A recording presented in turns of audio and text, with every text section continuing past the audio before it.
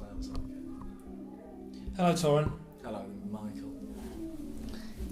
Okay, so a very simple question to start. Mm-hmm. How do you feel after the Peggy Sue's performance? After watching the videos back, I felt quite happy with Yeah. how it went, especially just now, because I got to watch the full-length videos, and I felt quite pleased with how it went. So Okay. it felt a lot better to watch it back than how it did at the time, because I thought to myself at the time that it wasn't coming across how we rehearsed it, but in fact it did. It sounded good. I agree, I think it did sound good. Yeah. So, what was different about the two performances? And I mean, Busker's Corner and Peggy Sue's. At Peggy Sue's, there was people to play to. You know, there was sort of people actually there engaging. Whereas Busker's Corner, it was just people passing through, and that felt a little bit, not upsetting, but it felt a little bit hurtful that we were doing what we've been practicing for months now, and people just walking past. Whereas Peggy Sue's, they were there, they were interested, they were engaged, and there was a reaction. And there was atmosphere as well. It felt like. Do you feel you still learn a lot from Peggy Sue? From Busker's Corner.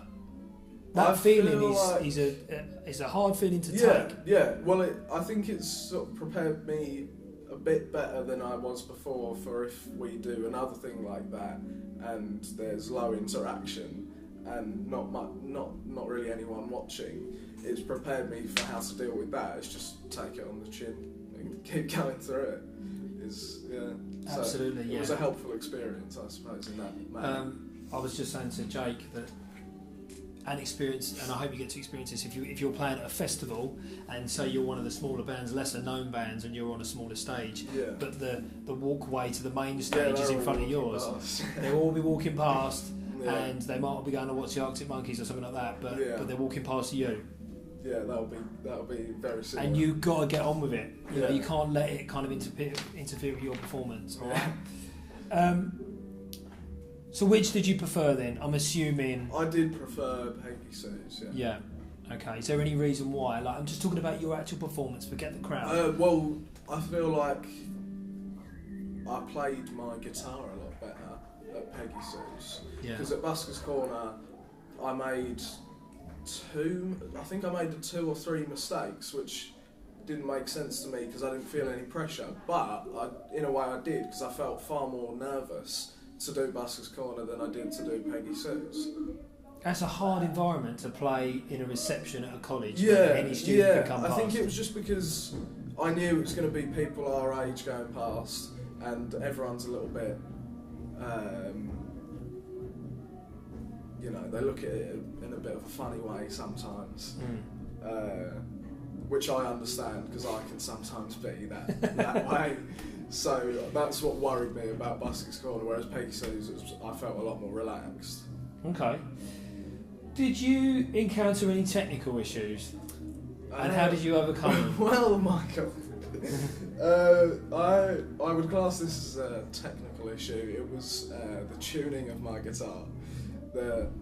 What happened is I think you might be able to tell me. I think it was like half a step down or something.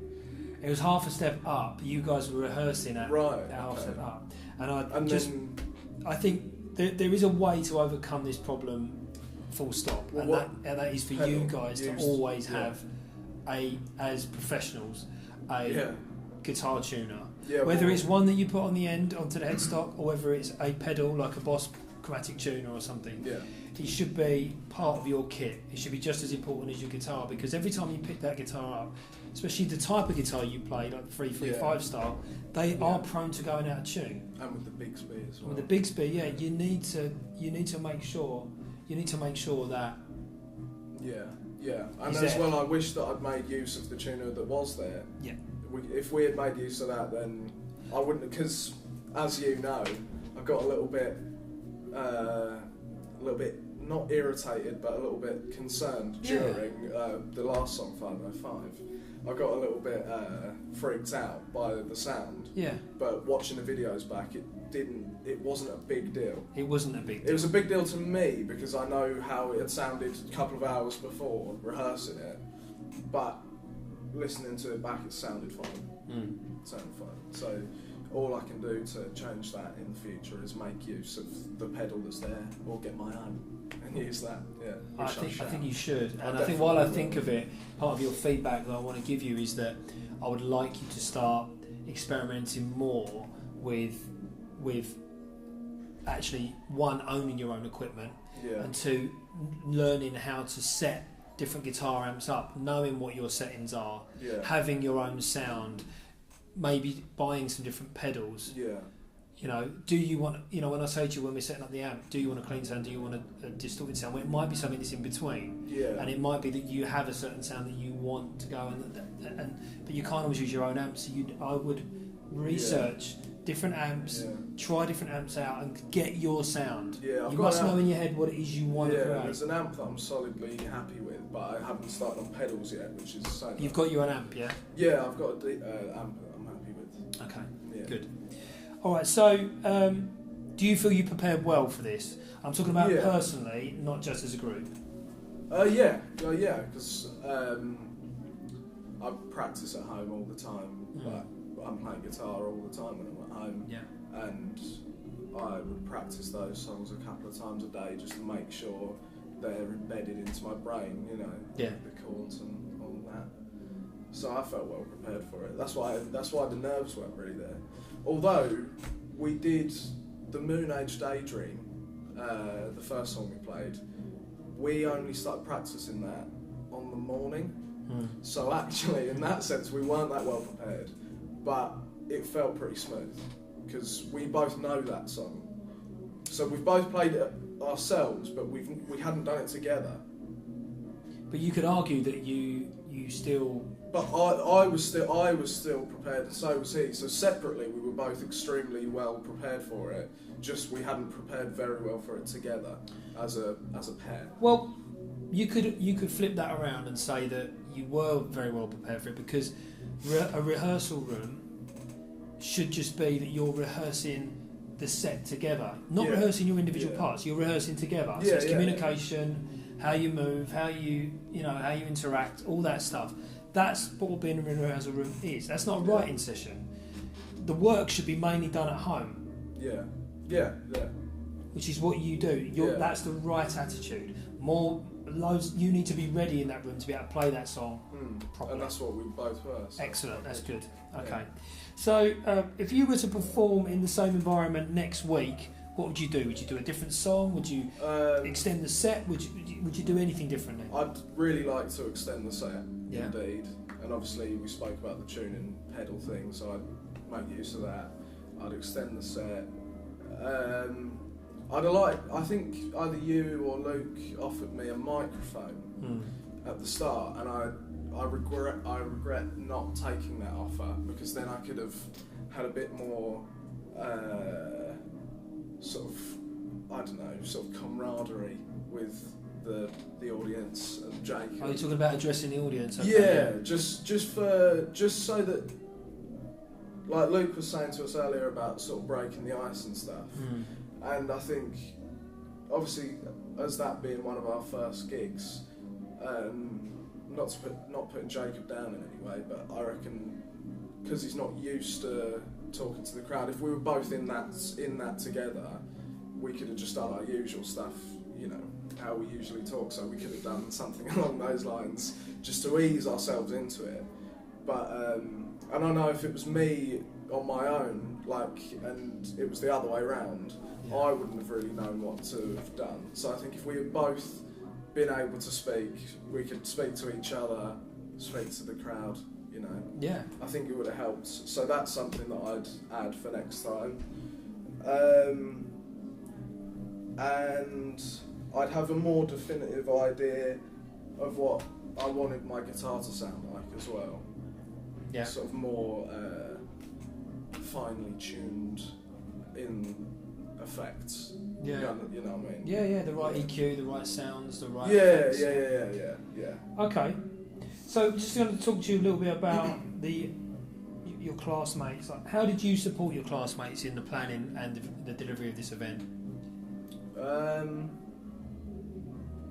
What, as in putting the event on? Putting the event on, or preparing, or what?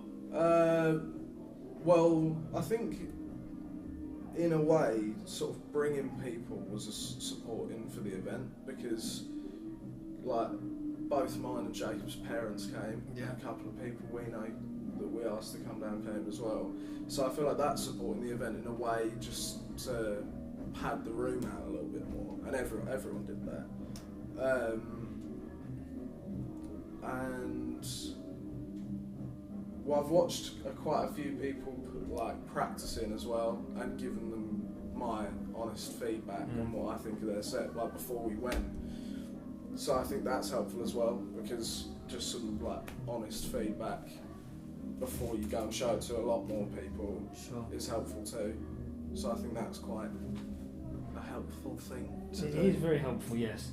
Can I ask you to, you might not be able to, and you don't have to answer this, but could you select one classmate who you feel has contributed the most towards the development of these events? And it doesn't necessarily have to be a technical technician, because that is their role anyway, but just someone that you felt really contributed to that night. Of course, Charlie contributed a lot, and as well, for me personally, I find Charlie a really comforting character to be around. So there he is. He was quite a help to me, just to know that he was there, even though he wasn't really involved in my amp or anything like that. It was just sort of comforting to know that he was there, because if there was any issues, he's there to sort it out, you know. So I'd say Charlie was, I'd say Charlie. Okay, cool. If you was to do another event, where would you hold it? Anywhere? Well, I'd say within reason. Within reason, locally? Probably locally, I'd say, I'm not really aware of too many places around here, but I'd just say Chinnery's. Chinnery's, that kind of club show size. Yeah, because we walked past it a couple of weeks ago when the level 3s were doing it, and it looked quite good. You should go in, man. You should go in and see some of the other bands. You'd like it. Okay, so I will give you a bit of feedback. I think that personally, I think that you have grown massively as an individual. I think when you first started this course, you were a little bit more nervous. Extremely. And your confidence has grown massively, and I think that's with you've put a lot of focus into your guitar playing. Yeah, well, I came on as a not very good rhythm player, and now I do the solos and stuff like that. So. Exactly. So I'd like to see you develop that more, to become even more comfortable with playing your solos, using multiple strings within your solos, experimenting with your sounds, maybe writing your own music together with Jacob. Yeah, we just started getting on to stuff like that. I think that would be really important, and collaborating with other musicians, because I think that it would be great for you to not only work with Jacob, but maybe work with some other guys, maybe as well, but also bring in maybe a drummer, working with a bass player, working with a keyboard player, something like that. Maybe even play some of those instruments yourself. Just to develop, just to kind of. Because next year when you go into your next class, you might not necessarily be all with the same people that you're in now. All right, so it's about meeting new people and trying. This is what we're hopeful for, is that we'll meet a drummer and a bassist, and then we've got more of a fuller band. Because I feel like we've got a full band emotionally, me and him, because we've got such a good connection, in a genuine life manner, and also in musically, I think we're quite in with each other. Yeah. So in that sense, we feel like a full band, but obviously musically, we're lacking. Those two very important factors. But it's great that you've got vision, so that when the right person does come along, you can. Yeah, that's what we're waiting for. So we're just getting ourselves as good as we can until that happens, and then we can progress even further from there. Great. Okay. Well done. Fantastic.